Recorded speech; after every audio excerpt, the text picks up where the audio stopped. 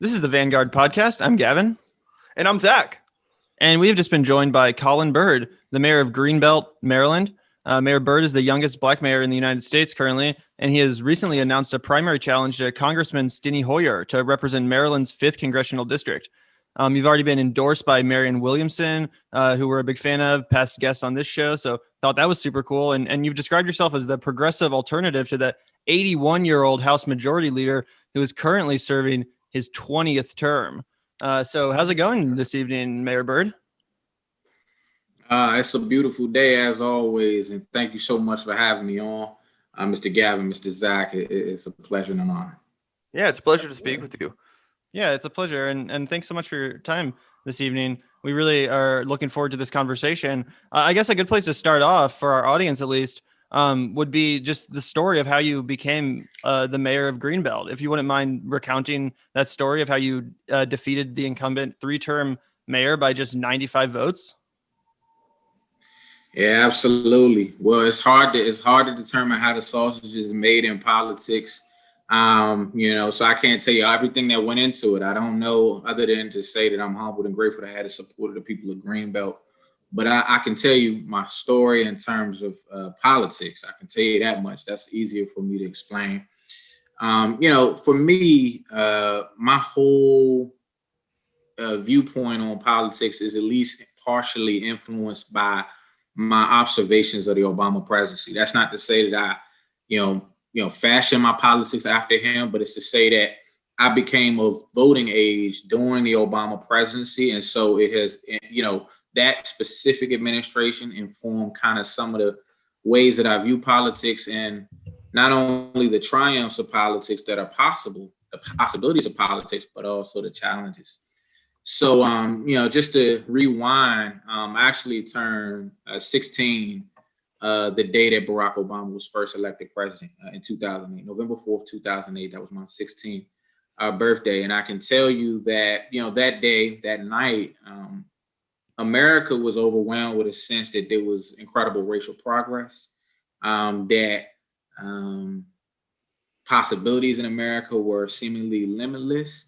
But what I basically saw since Obama became president, and even after he left president, is that, some of that hope, some of that optimism that he represented, he talked about the audacity of hope. Some of that was, it was somewhat at odds with the facts of America. And it was somewhat at odds with what I was seeing in America, not only in my own community, but also, at my university, at the University of Maryland College Park, where I was a student during his presidency, and really all across America. During his presidency, you had, infamous incidents like, for example, the killing of the Charleston Nine at the Emmanuel Nine in Charleston, South Carolina.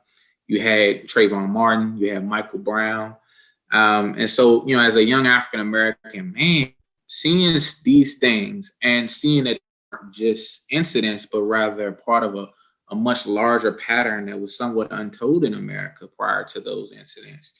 I really made a commitment, particularly as Black Lives Matter was being born. I made a commitment that I would really fight racism, combat racism for the rest of my life. I didn't know what all those forms would take. I mean, I was a student activist at Maryland. I was in the Black Student Union, the NAACP, that type of thing. And I guess what got me into the political piece is that over time, I realized that, particularly once I became head of government relations for the NAACP at Maryland, I realized that over time, we would be dealing with elected officials with whom we would have to interact. And there were things that we were advocating for. I mean, I can go down the list, but what's more important is to let you know that I noticed that a lot of people just didn't care what we had to say as young people, as African Americans. I mean, that was very frustrating to me, very frustrating to me. But more than just being frustrated, it really galvanized me into some form of action, additional action beyond what I was already engaged in. So I kind of went from being an activist to somebody to say, you know what, I need to get more involved in the electoral process, not as a candidate myself, but to try to support candidates that were more aligned with my values and to oppose those candidates that were not aligned with my values. But ultimately, it brought me to where we are today in terms of me being from Greenbelt. And as we were advocating on things, in my city, me and other organizers, it became increasingly clear that the only way that some of the changes that I wanted to happen were going to happen was likely going to be with me actually taking a plunge into electoral politics. And so actually, it wasn't so much my observation of that or my conclusion. People in the community really encouraged me to run for office. And so I ran for the city council. And then subsequently, again, similar story where I was somewhat, dismayed by some of the things that I was seeing with the highest, ranking elected official in my city at the time, the mayor. And so I decided that we needed to take that next step. So, humbled and grateful today to really, be able to serve as you said, the youngest Black man in America. I wasn't thinking about that as I was running, but since then I've learned that I'm that. So I'll take credit for it, as long as it continues to be true. But that's what it was. I mean, I ran on a campaign that wasn't so much about this one issue or that issue. It was about a form of governing that I think was missing and that I really longed for as a constituent, and I wanted to see people who serve constituents actually use. And so my campaign slogan actually has always been, vote Byrd, your voice will be heard. Vote Byrd, your voice will be heard. And that is the ultimate democratic message, small d democratic message, which is the people's voices matter. And they should be reflected in what you do as an elected official. That's what it was about. And that's why, for example, I'm running for Congress against Steny Hoyer. It's actually, I had no intentions on doing this, but the reason I'm doing it is because he doesn't listen to the people that I represent. He doesn't listen to me or the people that I represent by extension. That's why. And we can get into all of the issues. Yeah, well, I definitely want to get into the issues, but first off, I'd like to ask you a little bit about your experience as mayor. Obviously you're a young mayor. You've come into office with a lot of fresh ideas and also the will to act for the people, right? Truly representing the constituents in your district. And I'm wondering, what kind of hurdles and blocks you faced during this particularly difficult time of governance during COVID. I'm wondering if you can give us some insight into how that's been impacting your community, for one, and two, how you think that'll continue to play into your role in Congress should you get there. Absolutely. So I guess that'll get to kind of why I'm running for Congress. So, when I took office, I actually took office as mayor in November 2019. And I and really nobody else in the city or in America had any clue that within just a few short months, we'd be staring down the barrel of two of the biggest issues in American history, right? This global pandemic, but also unprecedented unrest around racial injustice. I want to be clear that racial injustice isn't new, but the unrest and sort of the awareness and the consciousness of white Americans, Black Americans, people of all colors is, I think, very new. And I could tell you that, just to quickly speak on that, having been, my politics is essentially birthed out of Black Lives Matter. I told you about Trayvon Martin being part of the inspiration, Michael Brown, that type of thing, when I was a student organizer. And, over the years, I actually became really dismayed by the things that I would see, because we would basically see injustice, outrage, for a very temporary period of time, rinse, repeat. It was just this cycle of injustice and unaccountability for injustice, whether it was rogue civilians like George Zimmerman or rogue police officers like Darren Wilson, who killed Michael Brown. And so, I saw this over and over, even in my state, Freddie Gray, that type of situation. And so honestly, when the Floyd thing happened, I actually was really, really extremely surprised that it seemed like for the first time in my life and probably in American history, people were really taking this thing seriously. But just to come back to the pandemic, because that's actually sort of the tip that leads to the tipping point of why I'm running. This has been a nightmare. This has been a nightmare. Not so much for me personally. I'm doing okay. I've never had COVID-19. I've never been evicted, none of that. But there's so many people in my community, my neighbors, residents, constituents who have suffered tremendously from this. And the city has suffered. Our finances have suffered. People are dying. People are being evicted. People are being foreclosed upon. And more than that, people are on the verge of all of the above, right? You know, people are one chance encounter away from getting COVID-19. And when you get COVID-19, you're one pre-existing condition away from that being much worse than it would be if you didn't have a pre-existing condition. And being that, you know, I'm running in a district that includes Prince George's County, I would be remiss if I didn't note for you guys that Prince George's County is the diabetes capital of America.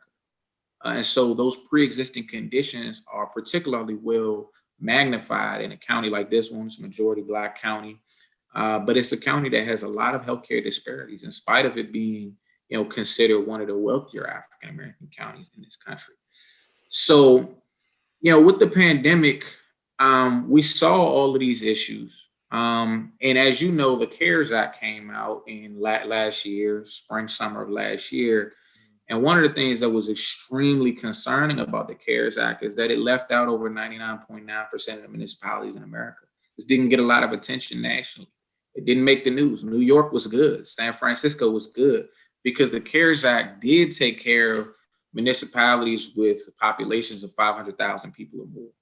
The fact that that happened and that small and medium-sized municipalities like Greenbelt were left out of it was extremely concerning to me, because at the same time that was happening, our city finances were being hammered. And even the second round of stimulus, we saw a lack of urgency on the part of members of Congress in both parties to address this issue of local government aid at this particularly critical time. You know, at the same time, with the issue of police brutality and criminal justice reform, one of the things that I reflected on was the fact that, we have a district that is very diverse, and yet we really haven't seen a lot of that diversity reflected in the leadership of the district in the form of Steny Hoyer. And, you know, he represented this county in a time when really people like me weren't even in this county. And so as these demographic changes have taken place, you know, I've noted that it's not just that we don't have a racial identity representative who's African-American or a person of color. It's that there have actually been, I think, some consequences to blind spots that he has in public policy, or at least indifference that he has to public policy that I think impacts our communities particularly. I mean, he doesn't support Medicare for all, for example. That right there is really bad for a county like mine, which, you know, has the healthcare disparities that I talked about. You know, he doesn't support universal basic income. That is another thing that I think has racially disparate negative impacts because, of course, poverty is concentrated in Black and brown communities. Beyond that, you know, he has not co-sponsored Sheila Jackson Lee's reparations bill. And he actually promised a few years ago to bring that bill to a vote on the floor, and yet that promise was not kept. That really is a district like this one. I think, you know, an African-American member of Congress, they might see it a little differently than I think Congressman Hoyer sees it. But again, the reason that I'm running really has to do with the fact that we were left out. The city was left out of the CARES Act. And the only reason we ultimately did get some of that money was because our county actually took an extraordinary, unprecedented, and unparalleled step, being the only county in the state of Maryland to actually extend some of that money to municipalities. So I know that's not the sexy issue that everybody's thinking about, but actually caring about my city was the basis for me saying that we had to get involved in this campaign. And so I'm already seeing that there's impacts in terms of the rhetoric that the congressman is employing around some of these issues. Well, it's interesting you bring up the CARES Act because, when that happened, it was a little bit of a divisive issue. Obviously, a lot of Congress people, they took that vote because, people, the Democratic lawmakers and the Republican lawmakers were threatening to hold up that small dollar stimulus for people that really needed it. So a lot of politicians felt like they had to vote for it.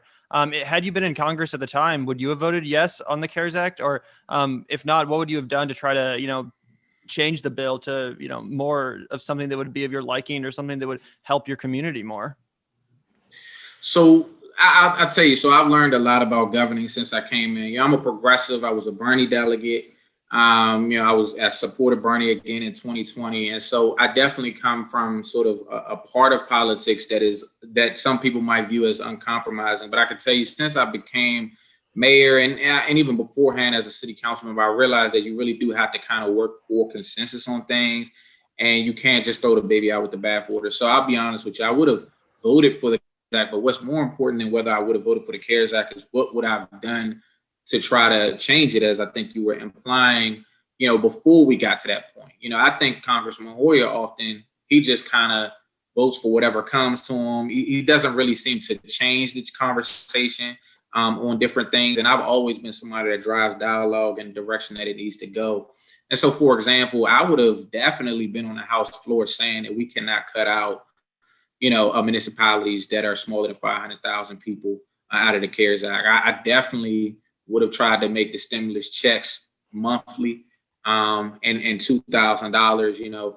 In the second stimulus bill, they, the House leadership, Democrats included, capitulated on $600 stimulus checks. I don't think they really fought on $2,000 until the president, the former president, the office of the former president. Yeah, well, let's talk about that, Mr. Mayor. The Democrats kind of completely waffled recently on this idea of $2,000 stimulus checks, right? I mean, we all know here that on January, 10th, 4 days before his $1.9 trillion package was released, Joe Biden was tweeting about $2,000 checks. He was saying it was a moral issue. $600 or $2,000 isn't a choice when you're trying to decide between keeping a roof over your head and food on the table. These were words that somebody's, his handler tweeted from his account, right? We were nominally supposed to believe that they were, coming from Joe Biden. I'm wondering, how do you think this will impact both your race and do you think that the voters in your district feel betrayed by this kind of, bait and switch where they were promised $2,000 checks and that now they're not going to get them? They kind of did everything that the Democrats asked for. They sent in, money. They, drove to Georgia and knocked on doors. People did a lot of effort to hand these Senate seats to the Democrats, and now they feel like they've been left out to dry. I'm just wondering if you had a response to that. It's one thing to break a campaign promise. It's another thing to break the biggest campaign promise that you made. I mean, literally, their whole Georgia race was based around the premise of $2,000. Warnock made posters with his name on, with his name and then the check. Right. And so, I definitely have concerns about it. I'm hopeful that they will revisit increasing that number back up to 2,000. See, this is the other thing that I'm also mindful is, I don't believe in negotiating against yourself. So, what a lot of Democrats are saying now, is, well, the Republic, we gotta have a bipartisan bill. Well, actually, Mitt Romney never proposed $1,400 stimulus checks. Mitch McConnell never proposed $1,400 stimulus checks, right? Joe Biden proposed $1,400 stimulus checks, right? And nobody asked him to do that. And so, they want to play around with the math and say 1,400 plus 600 is 2,000. We know that, but y'all didn't say, I got you on $1,400 stimulus checks plus the 600 you already got. They were pushing $2,000 stimulus checks. Now, I'll be honest with you. I think we need $2,000 stimulus checks. The real question, I believe, beyond how many, right? Should it be a one-time stimulus check payment of $2,000, or should it be monthly and recurring and retroactive?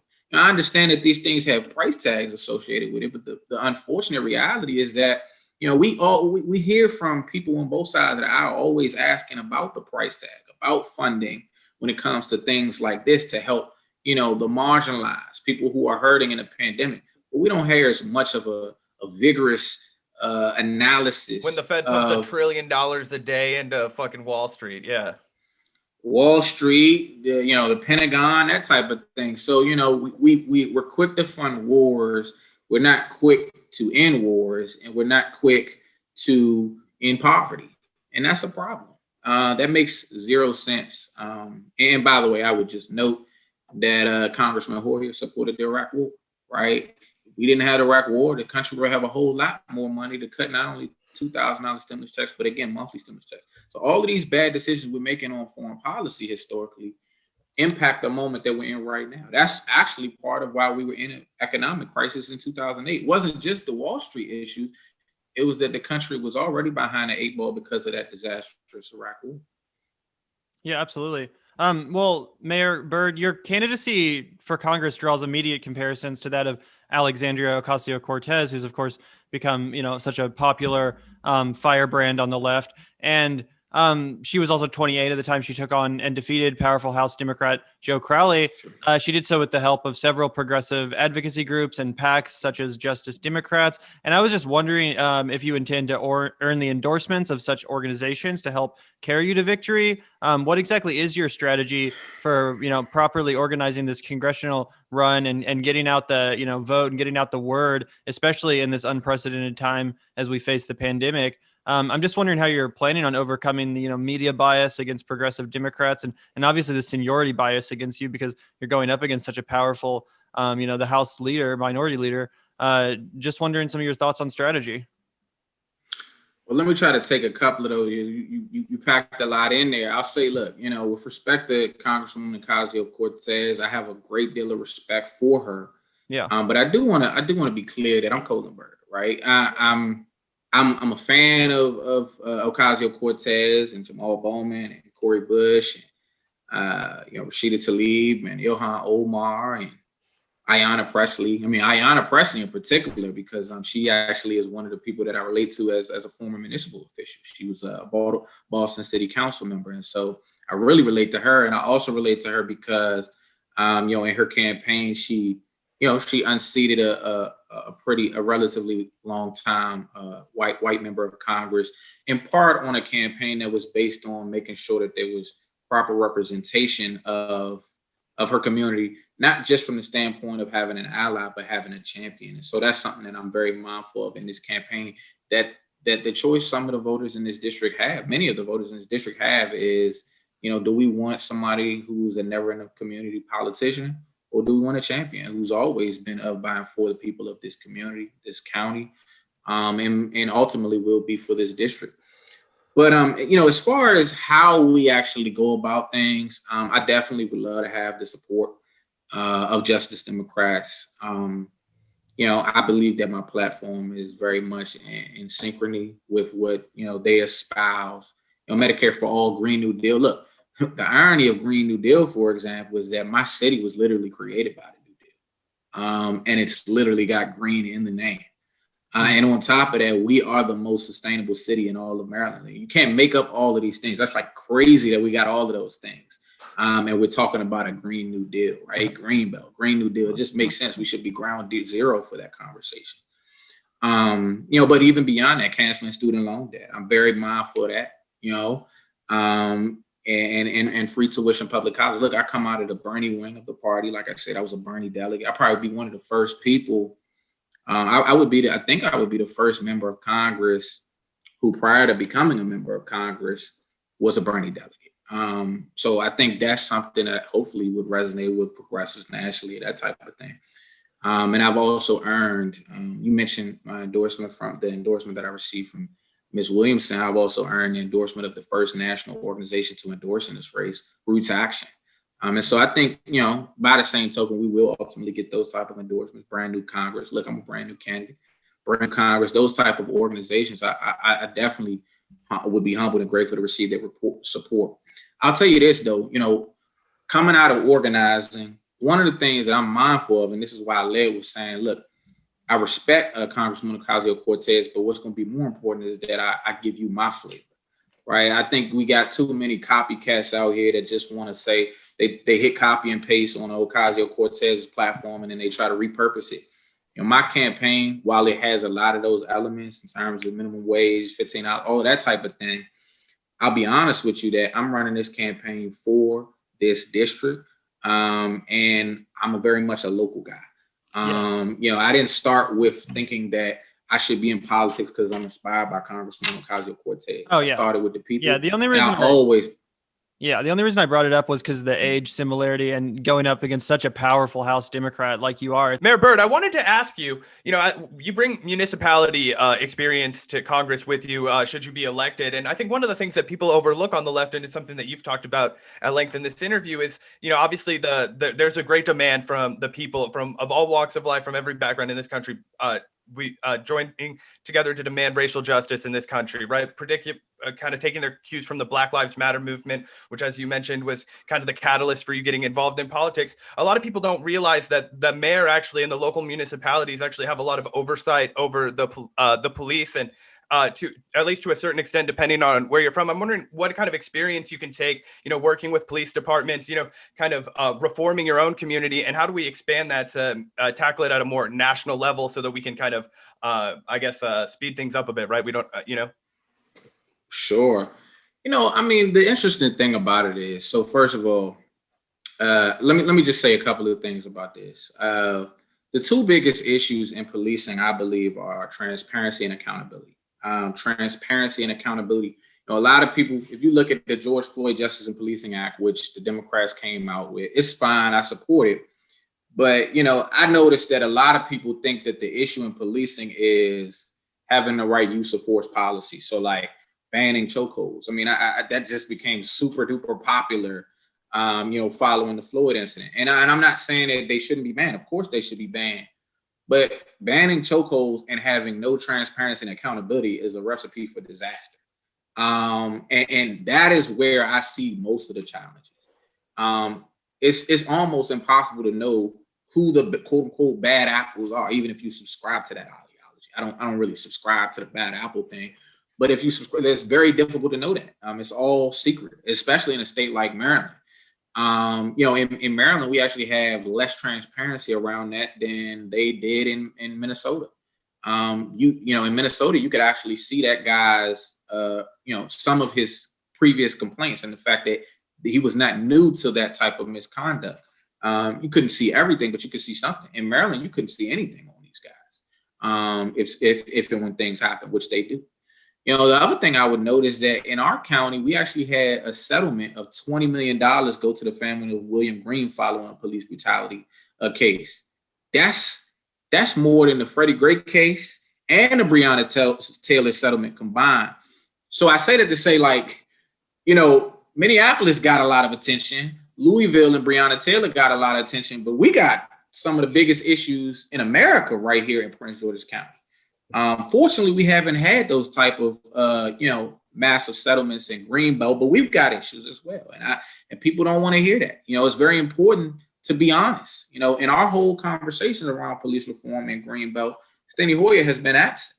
You contrast that with Congressman Elijah Cummings, who, when Freddie Gray and all of that situation was going on just 5 or 6 years ago, he was actually in the heart of Baltimore with the people and trying to be part of that dialogue. That's a very big difference. Before we even get to policy, having a politician who's honest and present in the dialogue is extremely important. And I would be present even if it was a quote unquote local issue like policing, because guess what? That's a national issue as much as it's a local issue. But, so I say that to say in Maryland, we have some policies on our books in Greenbelt, but I got to tell you, we got to go a lot further. And there's some real roadblocks to the progress that I think we should and have to make in policing here in Greenbelt and around the state. And those are, one, the Law Enforcement Officers Bill of Rights, which is a state law. Maryland is actually the first state in all of America to create a Law Enforcement Officers Bill of Rights.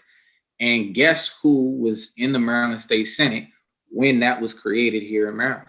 None other than the Honorable Steny Hoyer. He supported the Law Enforcement Officers Bill of Rights and in effect helped create the national model for police unaccountability. And to this day, we're grappling with the effects of that. And so that is an extreme big problem. And it still is something that has not been repealed because police unions have been successful in thwarting past efforts to do that. I think this year, there's as good a chance as any to get it done, but we got to, keep our foot on the gas with that. The second thing, and this is more related to transparency, is the Public Information Act, which allows all of these police officers to, have their misconduct, their bias, their discrimination complaints, excessive use of force complaints shielded from the public. And so that creates an accountability issue as well, because nobody knows who's doing the dirty deeds until you become a victim of it. And even when you're a victim of it, you don't even get to know what happens when you file a complaint. And so I'm supportive, for example, of Anton's law, which is a state law, a proposed state legislation here in Maryland that would help to make it so that our Public Information Act actually works for the people and makes it so that we can actually see these complaints and have that accountability and transparency. But the last thing that I want to mention on this, beyond use of force, beyond transparency, and beyond accountability, is we definitely have to have a conversation about the expenditure of taxpayer resources on policing. Now, I know this is going to be somewhat unpopular in some progressive circles. I know there's a lot of people in progressive circles who are really focused on the notion of decreasing funding for policing to pay for mental health services and education and all of these things. And actually, I support that, and I get all of the defund police movements. But part of the reason people are talking about, doing that isn't so much that they feel like police budgets have to be less and we need less police. Some people do believe that, and many people do believe that. I mean, I believe that. But part of it is we don't have enough funding in cities to pay for things that we need in general. And so, beyond just trying to repurpose funding from police, I'm actually really focused on how do we make it so that cities' coffers aren't so depleted that we have to pit this department against another department. I'm not so much here to say that the police department needs to be super well funded, but what happens is other departments start battling each other over stuff. Like, I can't have less money going to public works so that I can have more money going to mental health. We need to make those reallocations, but we need to have a broader conversation about why is it that cities are so poor that often the only way to have mental health funding is to, go after public works' budget or go after another department's budget. Cities are broke, and the pandemic has made them even broker. And so, what I want to have a conversation about is how do we change that dynamic? And I believe the way that we help that dynamic is to rekindle the spirit of FDR and what created Greenbelt in the first place. The New Deal wasn't just, what you read in history books. It also was massive investment in local governments. Now, they didn't do this on a wide scale, but if you look at Greenbelt, we are actually the product of federal investment in municipalities, in cities, right? I told you we were created by the New Deal. And so, Greenbelt was designed as one of the 3 green towns, one of the 10 towns that changed America, Greenbelt. But we were invested in by the federal government from day one. And so, we've seen over the past decades that cities like Greenbelt and all across America have been divested in by the federal government, by state governments. And so we just have way less money. And the only way to try to to deal with the depletion of our coffers is to raise property taxes. That's a bankrupt model. We need to be taxing the rich locally, on a county level, on a state level, and nationally, right? That's something that needs to be done. So I think ultimately we need a shift from a model that says the only way cities can have money is to, raise property taxes. We need to be able to deal with income taxes, right? We need to be able to deal with income taxes so we can target those who are extraordinarily wealthy, and make sure that their resources are used in part to help fund benefits for not only them, but people throughout the county, people throughout the city. That's the conversation that I ultimately want to have, is how we can go about taxing the Jeff Bezoses of the world. Yeah, I think you're on the right page there for sure. And that's a really interesting perspective. So thank you for sharing that. We don't have to stay on this topic for long, but I did want to quickly get your reaction to what's going down in the House. Obviously Majority Leader Steny Hoyer is kind of leading these hearings against Marjorie Taylor Greene. Steny Hoyer said that she should be removed from her committee assignments. Some people think that doesn't go far enough, suggesting that she should be outright expelled from Congress. Lawmakers like Cori Bush from our state of Missouri have suggested that not only should Greene be expelled, but so should, Josh Hawley and other lawmakers like Ted Cruz, who played a role in the attempted insurrection we saw on January 6th.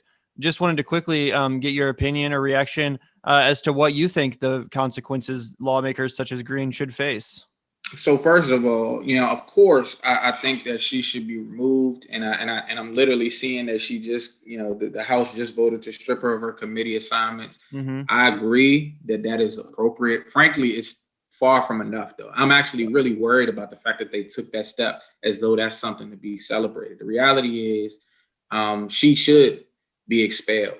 But I also want to say, and I think you alluded to it, that she's not the only person who needs to be dealt with and face repercussions for her previous actions. I mean, some of these individuals, including Ms. Green, have done things since becoming members of Congress that are extraordinarily problematic, including helping to incite the insurrection that attempted white supremacist coup. And so I support what Congresswoman Bush has called for, which is the expulsion of these members of Congress, up to and beyond the ones that you just named. Look, we are not like if we think that this is okay to just strip of her committee assignments and she can still vote on the House floor and she can still serve in the House of Representatives, we're really lowering the bar big time. And I think it's actually consistent with the way that Congressman Hoyer and politicians like him solve big problems is to use pinprick solutions to solve massive problems. Reality is all of them have to be expelled. They all have to be expelled. What happened on January 6th wasn't incited by one individual. It was incited by scores of so-called public servants who had zero interest in respecting the will of the people of this country. And so, that is extremely problematic. And the fact that it led to violence is that much more problematic. I actually supported impeachment the Sunday before the insurrection. And I actually asked the congressman to support it. If we would have been talking about impeachment then, perhaps the president would have mellowed his tone, as he has since done, and called for peace, and we would have helped to prevent that. So I think that's exactly what we have to do. We have to do that. We have to expel them. But let me. I want to make sure that I give you this anecdote because I want you to understand the broader context in which I view this issue. We had a very similar, although it had some differences, situation here in Maryland. Right, in the Maryland House of Delegates, there was a woman named Marianne Lasanti. Who called a district in my county an N-word district. Right, and instead of expelling her, the House of Delegates chose to just censure her. Right, and they stripped her of her committee assignments. Right, so I'm seeing this actually repeated on the national level, and now this lady has her committee assignments again. She's been promoted. She's on a powerful committee, a committee that has jurisdiction over a HBCU lawsuit, diversity in sports betting licenses, diversity in the marijuana industry, all of this stuff, and taxes and all kinds of issues, education, equality issues. And I'm not saying that that's what's going to happen with Ms. Green, but the reality is that neither one of them should be able to continue to serve as a legislator in a body that has a duty to people of color in particular, but really any Americans. I mean, Ms. Green has offended everybody, including victims of school shootings. Well, I think you're absolutely correct that, obviously there's already so much racism and bigotry that, shows up in legislation, even if it's kind of from an unconscious or, unaware level. But you have someone who's a legitimate outward racist, someone who's a complete undeniable white supremacist. And obviously that person shouldn't have any legislative powers over other people in this country, and especially not over, people of color. So, absolutely. I think you're spot on. One last question I had for you, Mayor, before we let you go here is, it does appear that Michaela Wilkes, who ran against Steny Hoyer last time, and I believe was endorsed by brand new Congress, it looks like she's preparing to enter this race again this time around. And I'm sure that she will also be branding herself as the progressive alternative to Hoyer. I'm just wondering what case you plan on making to her voters and maybe other people that remember her from last time around as to why you're the best or the most progressive option and why people should vote for you. Yeah, so look, I'm running this race. I'm not actually running against Ms. Wilkes. I wouldn't even necessarily say, if you really pinned me down and asked it, I wouldn't even necessarily say I'm running against Congressman Hoyer. I'm running against what I believe is bad public service, and I believe I can provide good public service. We're going to have a conversation, and the people are going to have an opportunity to make a decision about who is best. So I really don't have anything, negative to say about her, or even trying to contrast myself with her at this stage. I will say this: it's a beautiful day in America when an individual like Ms. Wilkes, as well as myself, can submit ourselves for candidacy in the 5th Congressional District or any congressional district in America. I believe that in her last campaign, she brought some important issues up. She raised some really valuable. She talked about some valuable conversations around education, around the mass incarceration, the criminal justice system. But we're two different candidates, and I think people will get an opportunity to see the difference, in more ways than one, and they'll be able to make a judgment. I believe, but let me just be clear. I believe that I'm the most appropriate candidate in this race to serve in Congress. And I mean, I'll just say this. I believe that I'll win, and I believe that I'll win by a wide margin against Steny Hoyer, or if he's not on the ballot, which is not a given, by the way. I mean, he may or may not run for re-election. And I didn't think about that, but he is pretty old. Yeah, there's always that chance. Yeah. I mean, he's 81 and counting. Yeah, and I'm that would be great. counting. If he did step to the side, then we could have a real, contest of ideas between yourself and Ms. Wilkes. I think that would be a great race that might be even more constructive. So, regardless of what happens, we're looking forward to continuing to cover your candidacy and hopefully speaking with you again in the near future as the race gets closer, Mayor. Yeah, and just to pop in, Mayor Byrd, where can people go to find out more about your campaign and support you if they've been, compelled and want to, see to it that you are elected to Congress? Yeah, so they can follow me on Twitter at Mayor Byrd, or on Facebook at Vote Colin Byrd. So Facebook.com/Vote Colin Byrd, Twitter.com/Mayor Byrd. Those are the main two ways. I also encourage people to reach out to me directly, sort of in the traditional means like email. My email address is colinaByrd@gmail.com, COLINABYRD@gmail.com. But I really want to make the plug for the Twitter. And the reason I want to make the plug for the Twitter is you actually just started my Twitter account January. So last month, which is, I'm an old soul. And so, most of my time in public service and even prior to public service, I've been fighting in the streets, not in the tweets. And so I got some ground to make up there just to make sure that we have the followers. Look, we have the message, but we got to reach more people, and that's part of it. So, I would be humbled and grateful if people would take some time to follow me, to listen to me, and also to consider retweeting, because that helps as well. Just kind of get my message out in front of more people. But I'm really about substance. So if you follow me, I'm going to be talking about some serious stuff. Like right now, I'm pushing Congressman Hoyer, for example, on the Marjorie Greene issue. She needs to be expelled. So we're going to see if that works.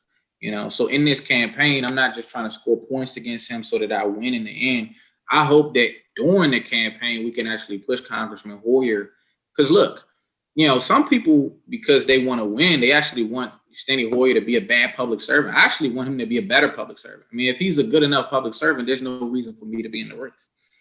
Some people want him gone no matter what, but like if he just becomes the best congressman ever, I mean, look, I'm not here to run just for its own sake. Reality is I don't believe he's going to turn into the best congressman ever, but I'm just saying I'm not running because I want to be a member of Congress. I'm running because I want my community to be much better served. And right now it's not being well served by this individual holding that office.